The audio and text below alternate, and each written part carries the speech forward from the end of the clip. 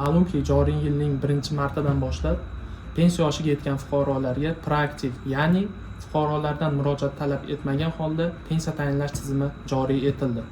Bunda 55 yoshga to'lgan ayollar va 60 yoshga to'lgan erkak fuqarolarimizga avtomatik ravishda yoshga doir pensiya tayinlanishi boshlandi. Mazkur jarayonlar haqida fuqarolarimizning fikrlari qanday? Mart kuni 60 yoshga to'ldim.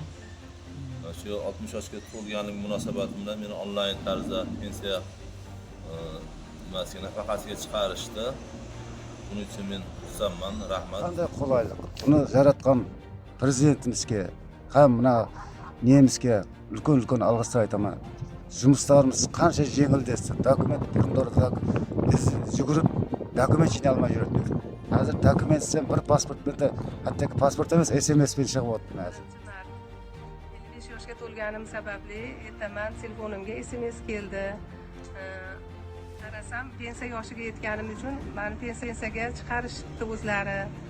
Juda ham katta xursand bo'ldim. Mana shu davrlar kelganiga xursand bo'ldik hammamiz ham. Bahordan bugun 1-mart 60 yoshga kirdim. Pensiya yoshiga yetdim. Ertaman telefonimga SMS ketdi. Avtomatik pensiyaga chiqarishdi. Pensiyaga necha pulligini ham ketdi, miqdori ham. Sizga rahmat, shunchalik qulayliklar yaratib berganligi uchun. Hech qayerga yugurganimiz yo'q. Mana hammasi avtomatik bo'ldi. Rahmat hammaga. Tanjonlaring sog' bo'lsin. Prezidentimizga ham katta rahmat. Mana bugun kunimga pensiyaga chiqqanimiz uchun xursandman. Mana shu pensiya jarg'amasi ishchilariga, boshqa hammalariga rahmat aytaman. Hattoki yoqqa yurish nima bo'lmadi. Shunchaki bir oddiy bir telefonda сообщение kelib, men rahmat aytaman shularga. Hech qayerga yugurmasdan, boshqa qilmasdan tayinlandi pensiyalarim. Bugün siz pensiya yaşına yetip geldiniz, pensiyaga chiqdingiz. Men hayron bo'ldim.